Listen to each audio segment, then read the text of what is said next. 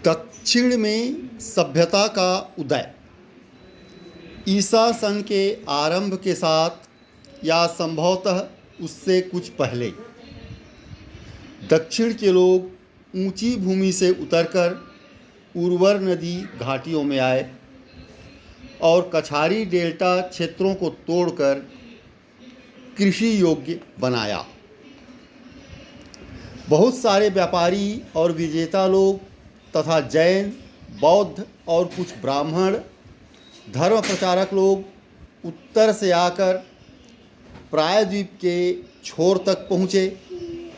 उनके साथ आई भौतिक संस्कृति के बहुत से तत्वों के साथ इन महापाषाण लोगों का संपर्क हुआ।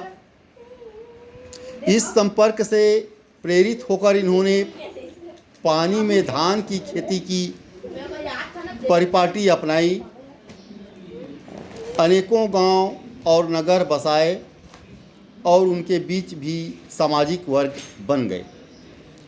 उत्तर और सुदूर दक्षिण, जो तमिलकम या तमिश्कम कहलाता है, दोनों के बीच संस्कृति और आर्थिक संबंध की स्थापना ईसा पूर्व चौथी सदी से नितांत महत्वपूर्ण हो गई। दक्षिणापथ अर्थात दक्षिण को जाने वाला रास्ता उत्तर वालों के लिए मूल्यवान सिद्ध हुआ, क्योंकि दक्षिण से उन्हें सोना, मोती और विविध रत्न प्राप्त होते थे। पाटलिपुत्र में रहने वाले मेगास्थनीज को पांड्य देश मालूम था। आरंभिक संगम ग्रंथ के लेखकों को गंगा और सोन नदी ज्ञात थी और मगध साम्राज्य की राजधानी पाटलिपुत्र भी ज्ञात थी। अशोक के अभिलेखों में साम्राज्य की सीमा पर बसने वाले चोलों, पांड्यों, केरल पुत्रों और सती पूतों का उल्लेख है, जिनमें केवल सती पूतों की पहचान अभी तक स्पष्ट नहीं हो पाई। ताम्रपर्णियों या श्रीलंका के निवासियों का भी उल्लेख है। अशोक की उपाधि देवों का प्यारा को एक तमिल राजा ने अपनाया। ये सब धर्म और संस्कृति के संक्रमण का परिणाम था, जो अपने अनुयायियों सहित आए जैनों, बौद्ध आजीविकों और ब्राह्मणों के तथा व्यापारियों के कार्यकलापों से उत्पन्न हुआ। यह एक महत्व की बात है कि अशोक के अभिलेख मुख्य महामार्गों पर स्थापित किए गए।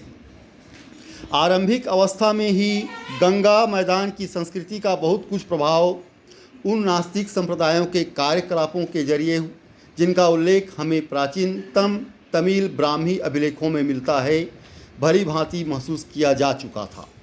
ब्राह्मणिक प्रभाव भारी मात्रा में तमिलकम में भी पहुंचा, परंतु ऐसा वास्तव में ईसा की चौथी सदी में आकर हुआ। कालक्रमेण तमिल संस्कृति के भी बहुत से तत्व उत्तर में फैले और ब्राह्मण धर्म संबंधी ग्रंथों में कावेरी की गणना देश की पवित्र नदियों में होने लगी।